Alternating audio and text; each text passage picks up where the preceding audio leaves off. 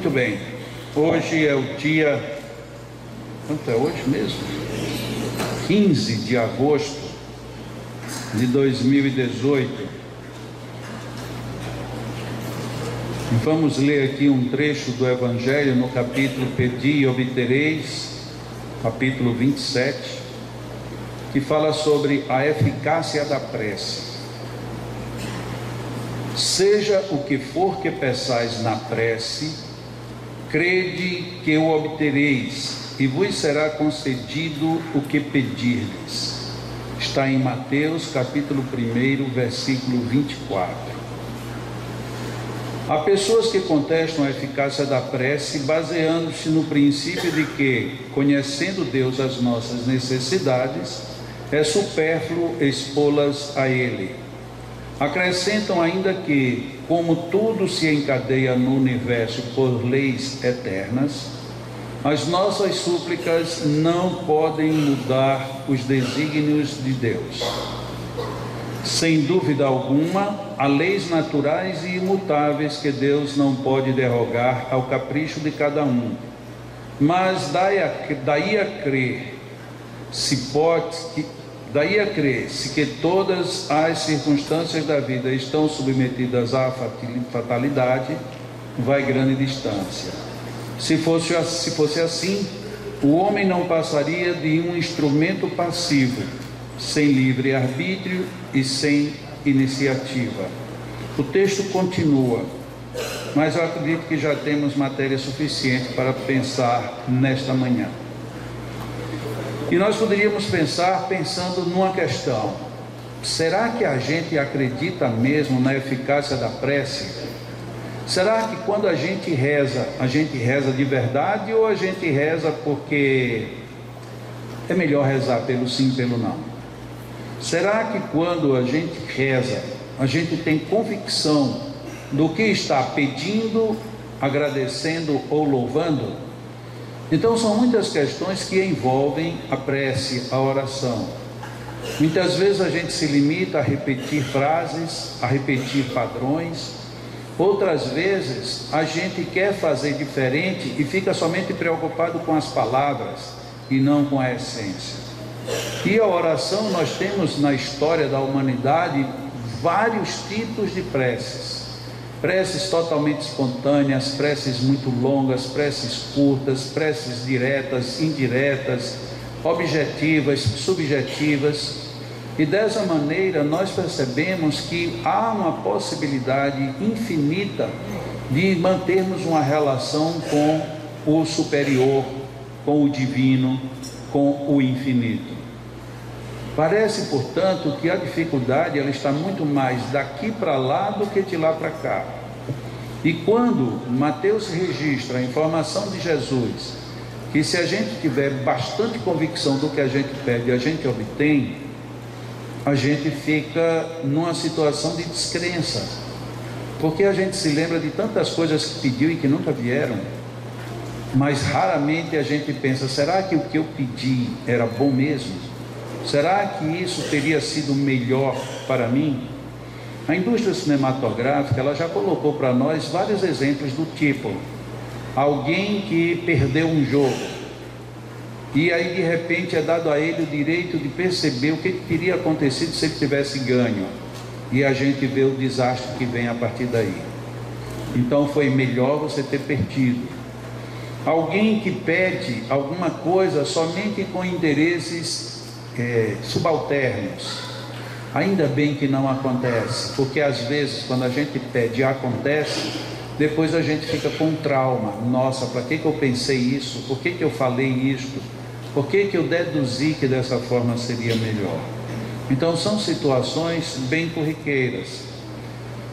Um filme que eu assisti este final de semana, um filme de origem protestante, muito interessante. Tem uma cena em que uma esposa estava em casa e estava numa situação crítica, emocional, muito grande, porque ela estava num estado de briga constante com o marido. E o marido tinha viajado para ir trabalhar, ele trabalhava numa empresa que pedia que ele viajasse, se deslocasse. E de repente uma amiga passa um WhatsApp para ela dizendo assim: o que seu marido está fazendo aqui em Atlanta? Será que era ele? Porque eu o vi num restaurante jantando com uma outra mulher. E naquele momento ela tem um abalo, porque ela sabia que ele estava em Atlanta, que ele estaria trabalhando, mas não sabia que ele estaria com uma mulher num restaurante. Nessa altura da história, essa mulher já tinha aprendido que a vida, ela é bem mais fácil de ser vivida quando você desenvolve a força da oração. E ela criou um quarto dentro da casa, que era exatamente onde estava o closet. Ela tirou tudo do closet e fez ali um quarto de oração. E ela começa a rezar a Deus, pedindo que protegesse tanto a ela como ao marido e como o casamento. Porque ela já sabia, já tinha descoberto que apesar de que eles viviam em brigas constantes, havia amor entre os dois. E que ela não achava justo a essas alturas simplesmente tudo se destruir, porque ela inclusive agora já se sentia como que comprometida, porque ela não tinha sido muito acessível às necessidades de um bom relacionamento. E ela começa a orar, e a orar com muito fervor. E aí, numa dada altura da prece, ela diz: Deus, dá um jeito, Deus, para que não aconteça nada demais, porque nós precisamos viver bem. O diretor põe na mesma hora ela rezando, e aparece do outro lado ele conversando encantado com a outra mulher. E à medida em que ela vai rezando, o relacionamento dele com a outra mulher vai se tornando mais permissivo, até que a mulher o convida para ir saborear uma sobremesa em seu apartamento. E nesse momento ela está na mais contrita oração. Ele sorri satisfeito, diz que sim, chama o garçom para pedir a conta, e de repente olha para ela e diz: "Se dá licença", e põe a mão na barriga e sai para ir ao banheiro. Ele repentinamente passa muito mal, e aquela saída já não acontece mais. Lógico que para quem não acredita, tudo isso é jogo de cinema, por outro lado é jogo de coincidências ou o que quer que valha. Na realidade, Deus não nos atende de forma tão objetiva quanto a gente pensa. Ele não surge do nada e simplesmente separa a água do vinho. Ele vai sempre nos oferecendo as condições de que nós decidamos o que nós queremos fazer. Vêm os sinais, vêm os avisos, mas quando alguém está num fiel propósito do bem, isto ganha um poder, uma força, que é algo que transcende o nosso raciocínio mais elementar. Quantas vezes nós já presenciamos crianças dizerem: "Vou rezar a sua dor, mamãe", e reza e a dor desaparece. Nós sabemos que por trás disso existe um magnetismo, mas bem na frente existe a força da oração. "Eu vou, mamãe, eu não quero ver a senhora chorar, vai passar, eu vou rezar aqui e a senhora vai ficar boa". E normalmente nessas horas a criança fecha os olhos, põe as mãos em algum lugar e tudo fica resolvido. Por que a gente não acredita mais na força da oração? A gente tem feito muita oração por hábito, por repetição. Eu me levanto, aí já vou dizendo um Ave Maria até eu chegar no banheiro, que dá tantos passos, é o tempo de um Ave Maria. Depois, quando eu abro o chuveiro até que a água esquente, dá para eu rezar um Pai Nosso. Mas tudo isso é feito maquinal. Então eu tenho que me levantar, rezar uma Ave Maria, depois um Pai Nosso, e depois, quando eu for sair de casa, eu vou fazer o sinal da cruz ou qualquer coisa que o valha. Tudo bem, ótimo, mas e o teu sentimento estava onde? Enquanto você estava rezando o Ave Maria, o Pai Nosso, ou fazendo qualquer gesto, aonde era que você estava de fato? Será que você estava tomando banho pensando na oração? É possível, é possível. Ou será que você estava orando, mas estava mais preocupado com o tomar banho? Então, nós precisaríamos ter uma melhor empatia com o divino para poder perceber o que o divino nos dá por retorno. O que é mais curioso nisso tudo é que as religiões, de alguma forma, elas sempre chamaram a atenção para esse ponto. Mas isso se tornou tão neutro, ou quase ineficaz, que hoje a gente está buscando terapias, e essas terapias não estão pedindo outra coisa que não seja você agora reeducar sua mente e suas emoções. Pense bem, vibre bem por essa pessoa, faça uma abstração, procure sentir um outro ambiente. Então tudo nos leva para uma circunstância que é a circunstância natural da oração, da prece. Mesmo com os efeitos cinematográficos, os efeitos teatrais da vida, nós encontramos, para quem gosta de cinema, nós encontramos filmes aos montes acerca da força da oração. Chega aqui agora Mateus para reafirmar isto, e nos comentários Allan Kardec começa a nos chamar a atenção por que essa prece ela perde a sua eficácia. Ela perde a eficácia porque nós não entramos na sintonia, nós simplesmente nos abstraímos. E isso é tão fácil a gente perceber, que quando às vezes a gente está em algum lugar e que alguém vai fazer uma prece, e se a pessoa demorar um pouquinho para começar, a gente já tem a primeira inquietude: vamos fazer a nossa prece. Aí a gente já fica por dentro e não vai começar. O que foi que aconteceu? Será que vai fazer mesmo? A gente já começa a discutir. A gente não aproveita aquele momento para entrar no relaxamento. Aí a pessoa começa a prece. E aí daqui a pouco já passou 1 minuto e meio de prece. Aí a gente começa aqui, prece bonita. Mas que prece alongada. Será que Deus vai ouvir tudo isso? Porque eu mesmo já não estou aguentando. Que horas é que ele vai terminar essa prece? Ou seja, a gente sai do estado de prece para o estado de pressa. E nesse novo estado a gente não vai para lugar nenhum. Porque a gente sai do campo da vibração. Como é interessante isto. Como que a gente perde muito rápido a noção do envolvimento de uma ambiência boa.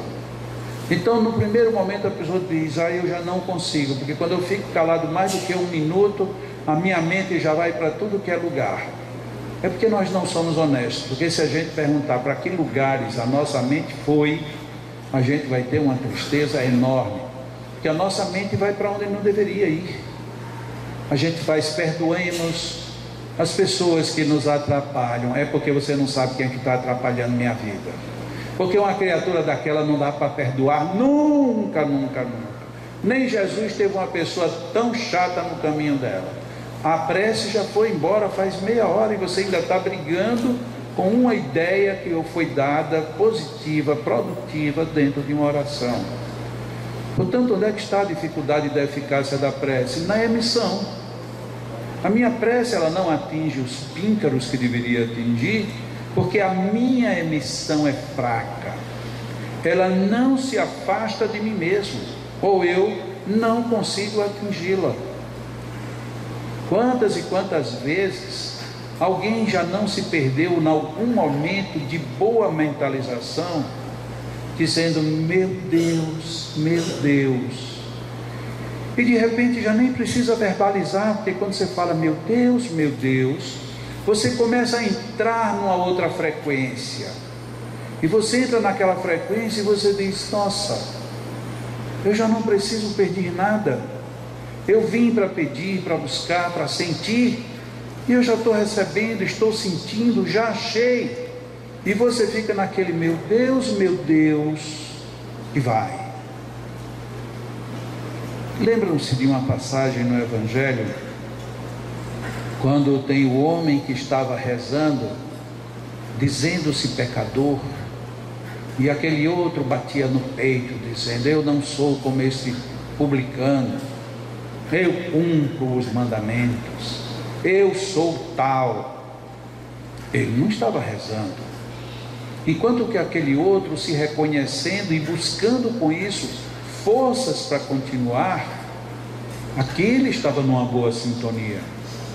Então, quando Jesus se posiciona, analisando o fato, parece até que ele está a condenar um ou outro. Não, ele está apenas observando aquele dali consegue chegar numa frequência que é produtiva e feliz. O outro não consegue sair do seu próprio circuito.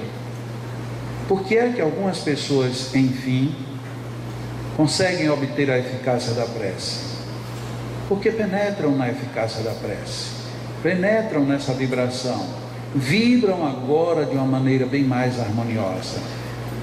Algumas vezes, quando a gente está neste clima maior da prece, a gente se lembra de alguém que está sofrendo, alguém que está precisando, e a gente envolve a pessoa, e quando envolve, se emociona, e já não diz a Deus que dê ou deixe de dar, que traga ou deixe onde está. Quando a gente se encontra com a pessoa, depois ela diz: nossa, eu tive a sensação de que você esteve comigo, e foi tão bom. Mas por que foi tão bom? Por conta da vibração que a gente fez chegar até a pessoa. E aí vem a eficácia. Aí alguma pessoa de repente, depois disso, tem uma melhora repentina. O outro que estava extremamente cheio de raiva, de repente compreende que nem vale a pena, que era muito melhor pensar de um outro jeito, ver sob um outro diapasão. Como um homem condenado nos Estados Unidos à morte, no último dia de vida, ele começa a pensar na ideia de que deveria ter pensado em Jesus. E ele diz assim: mas agora já não adianta mais. E aquele que estava a orientá-lo espiritualmente diz assim: adianta, porque pelo menos você vai entrar numa situação muito complicada de uma forma mais relaxada.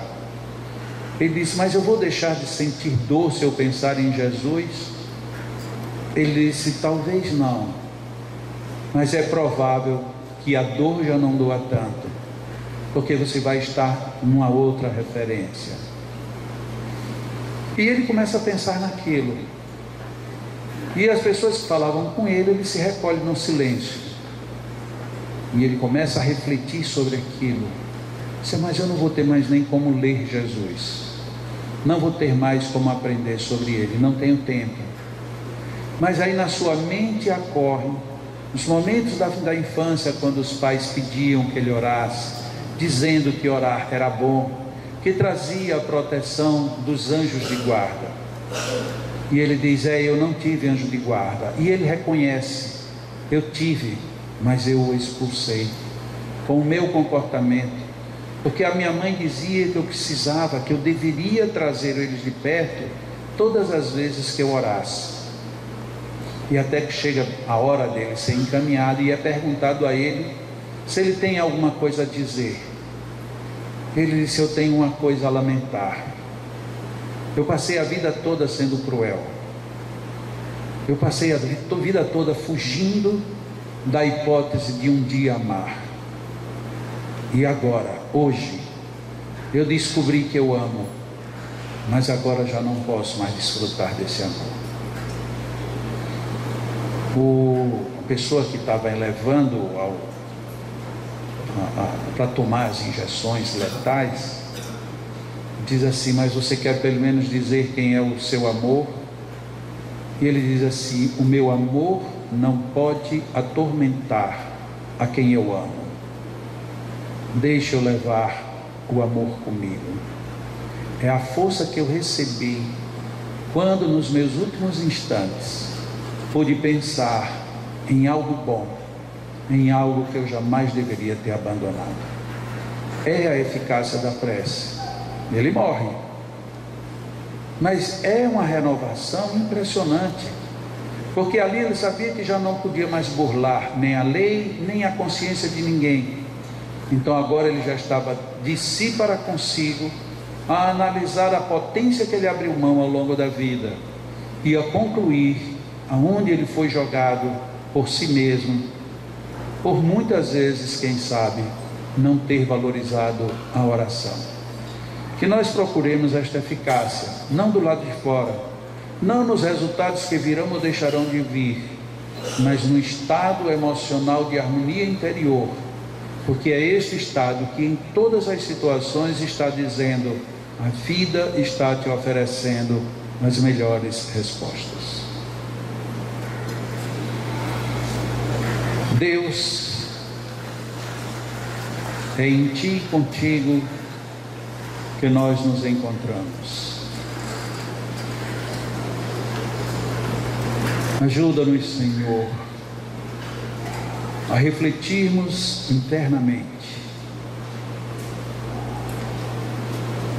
não no sentido de nos julgarmos ou de julgarmos a quem quer que seja,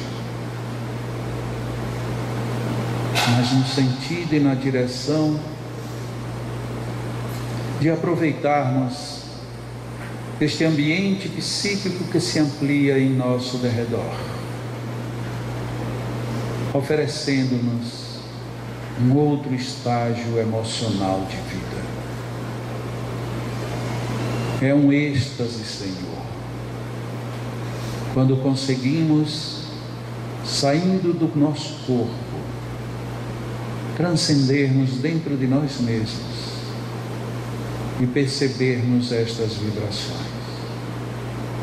Quando oramos assim, nesta sintonia contigo, amigos espirituais nos envolvem. E como é bom sentir o envolvimento deles. Como é bom, Senhor, estar em unidade com o ponto maior que é grandioso e bom, justo e perfeito. Senhor, os fardos que antes julgávamos pesados, nada mais são do que contrapesos para nos mantermos em equilíbrio na grande jornada de nossas vidas. Quando estamos na vibração de uma oração profunda, tudo se transforma, tudo se ajusta numa perfeita sintonia. Tudo nos favorece para que busquemos uma harmonia mais equilibrada. Senhor, seria muito pedir que ensine-nos a orar com profundidade. Seria pedir muito que os amigos espirituais tivessem melhor acesso às nossas almas, nos momentos em que nos dedicamos a pensar nas melhores vibrações da vida. Senhor, é transcendente estarmos no corpo e podermos viver momentos singulares como os mais profundos das mais profundas orações. Quantos amigos,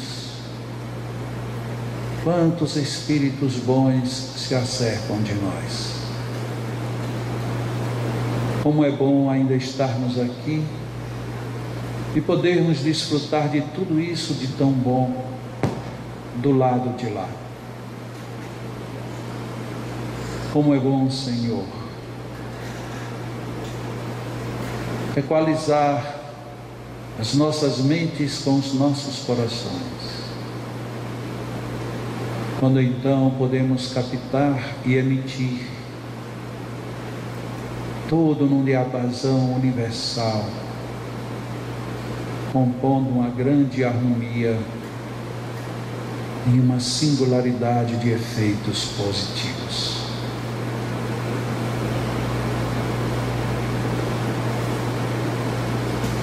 Que saibamos receber esta ambiência, este envolvimento, e que guardemos em nós estas vibrações Os nossos amigos espirituais já nos envolvem, cabendo a cada um de nós nos deixarmos envolver e sentir estas vibrações, estas energias. E os nossos amigos magnetizadores igualmente nos cedem os seus fluidos e as suas energias, ampliando as possibilidades de que estejamos melhores conosco mesmos. Se todos pudessem ver a grandiosidade das energias que aqui nos envolvem, se todos pudessem sentir a dimensão e a profundidade deste conjunto de energias a nos penetrar o corpo e a alma, se todos soubéssemos deixar que tudo isto trabalhasse a nosso favor, quão grande seria a eficácia de nossas preces. Deixemos-nos nos envolver, guardemos em nós estas possibilidades, porque se ainda hoje não conseguirmos, certamente estamos ensaiando para conseguirmos amanhã. Mas de alguma forma, estes benefícios nos atingem, nos alcançam, e nós só temos mesmo que extrair o melhor proveito disso tudo